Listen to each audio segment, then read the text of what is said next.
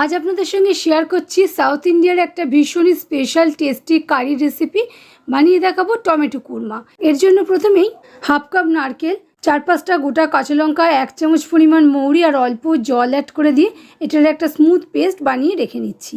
কড়াতে তেল গরম করে তাতে মৌরি, তেজপাতা আর ছোটো এলাচ ফোড়নে দিচ্ছি। তারপরে ফোড়নটা একটু নাড়াচাড়া করে নেওয়ার পর রসুন কুচি অ্যাড করে দিয়েছি আর 14-15টা কারি পাতাও অ্যাড করে দিয়েছি। সব কিছু একসঙ্গে একটু হালকা করে ভেজে নেওয়ার পর এর মধ্যে 2টো মিডিয়াম সাইজের পেঁয়াজের স্লাইস অ্যাড করে দিয়েছি।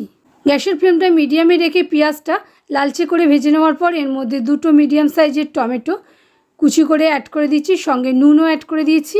ধনে গুঁড়ো, হলুদ গুঁড়ো, লঙ্কা গুঁড়ো আর কাশ্মীরি লঙ্কার গুঁড়ো ব্যবহার করেছি মশলা হিসেবে। অল্প জল দিয়ে নিয়েছি আর গ্যাসের ফ্লেমটা লোতে রেখে মশলাটা খুব ভালো করে কষিয়ে নেওয়ার পর 2 বাটি পরিমাণ জল অ্যাড করে দিয়েছি। জলে ভালো মতন বয়েল চলে এলে আমাদের নারকেলের বাটাটা অ্যাড করে দিতে হবে আর ঢাকা দিয়ে মিডিয়াম ফ্লেমে 10 মিনিট রান্না করে নিতে হবে। তারপরেই আমাদের তৈরি হয়ে গেছে টেস্টি টমেটো কুরমা। এবারে ওপর থেকে ধনেপাতা কুচি ছড়িয়ে অ্যাড করে নিচ্ছি। আমি এখানে ইডিয়াপ্পামের সঙ্গে সার্ভ করেছি, তবে আপনারা চাইলে দোসা, ইডলি, নির্দোসা যে কোনো কিছুর সঙ্গেই ট্রাই করতে পারেন।